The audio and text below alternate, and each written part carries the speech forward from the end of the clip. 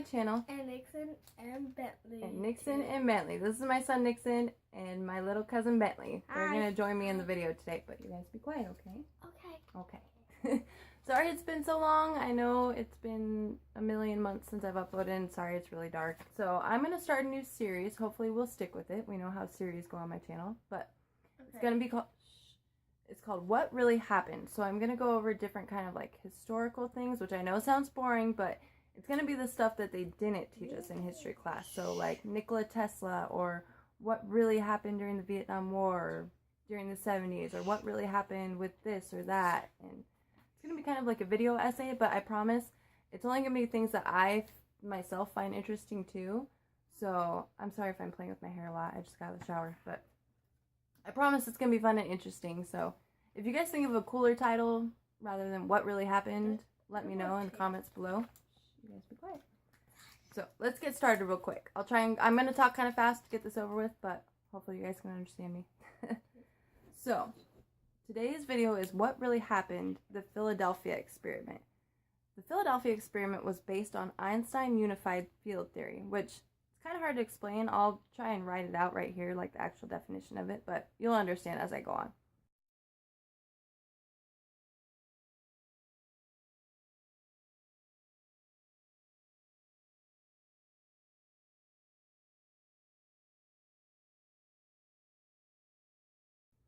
So though it's said that to this day no scientist has ever proven the theory, theorists believe that some possibly did. And when the government and the military found out, they approached these scientists not only to keep them quiet, but so they could use them in the Philadelphia experiment.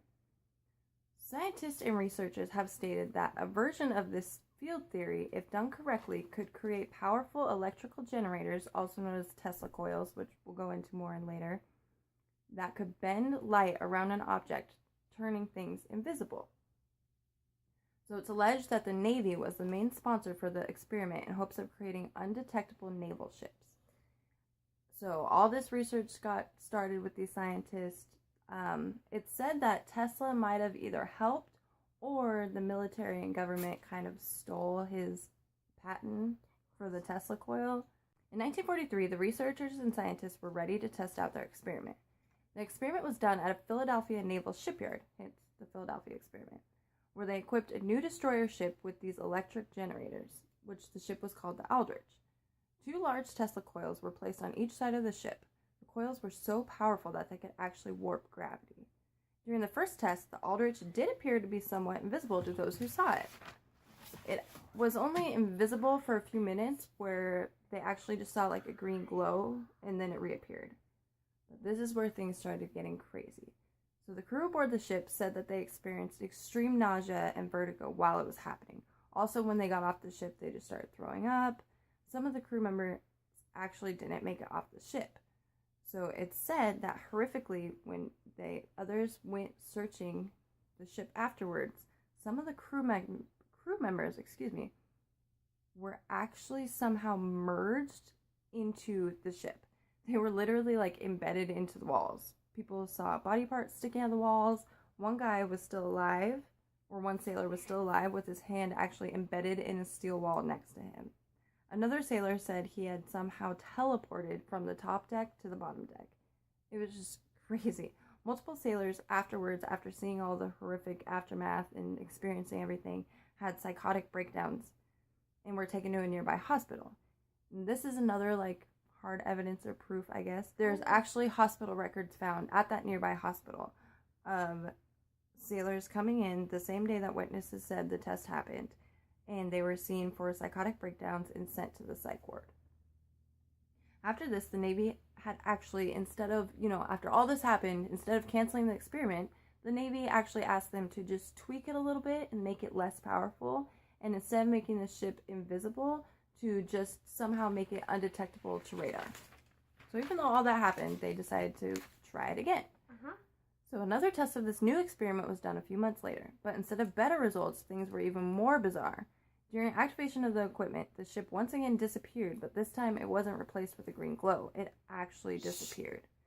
200 miles away in Norfolk, Virginia, the Aldrich reappeared. So witnesses there and on the ship actually said that it reappeared 200 miles away, and then a while later it reappeared again in the Philadelphia shipyard. Again, sailors aboard instantly had psychotic breakdowns, a few again embedded in the walls, and some sailors actually just vanished and were never seen again. Sorry about that. I had to kick the boys off the bed. I'm sure they were kind of distracting, but hopefully I'm not boring you guys too much. So after another disastrous outcome, the Navy did not want the public, of course, finding out. So it's said that those who worked on the experiment and those who witnessed it were actually subject to brainwashing in order to keep their secrecy. So a lot of them said that they were brainwashed, and that's why a lot of them didn't come forward, because they didn't remember about it. But eventually that wore off, and that's why some sailors eventually came forward and told about the experiment. Carl M. Allen was the first to ever speak out about the experiment. He had told some of his family members, but he also told a man named Morris Jessup, who was an astronomer, a UFO researcher, and was really into researching Einstein's gravity theory and unified field theory. After Carl had talked to Jessup in 1957, Jessup was actually contacted by 2 naval officers asking if he had any contact with Carl. So apparently they found out that those 2 were talking. After this encounter, a few months later, Jessup actually sadly was severely injured in a car accident. So after the car accident and after being contacted by these naval officers, friends and family said that after this he became really recluse, unstable, and really depressed. But in 1959, Jessup actually contacted a Dr. Manson Valentine, asking him if he could meet up the next day. Jessup told Dr. Valentine he had a sudden and remarkable breakthrough of the Philadelphia experiment and some really hard-hitting evidence that it actually happened, and he needed to tell someone about it. But the next morning, Jessup didn't show up to the meeting, and later that day he was found in his car with a hose connected to the exhaust pipe leading to his rear window. He was dead, and it was ruled a suicide after his autopsy. Theorists who believe in the experiment do find it fishy, along with me, that his death just happened right after he said that he was going to expose the whole experiment. Perhaps maybe his phones were being tapped after his encounter with the naval and government agents, and his death was maybe a hit to make it look like a suicide, but we don't know. Or he could have been driven to suicide after obsessively researching the experiment while he was in an unstable mental state. Carlos himself lived till 1994 and continued to send letters to random researchers and scientists of his claims of the experiment. In 1984, there was actually even a film released about the secret operations in Philadelphia. In 1988, after the movie's released, a man named Al Bielek came forward claiming to have been involved in the experiment. He stated, just like all the others, that he was brainwashed to forget all about it, but slowly started getting his memory back. It was only after seeing the movie that his memories completely resurfaced. Bielek claims to be heavily involved in the Philadelphia experiment and also the Montauk experiment, which if you guys want me to do a video on that too, let me know in the comments below.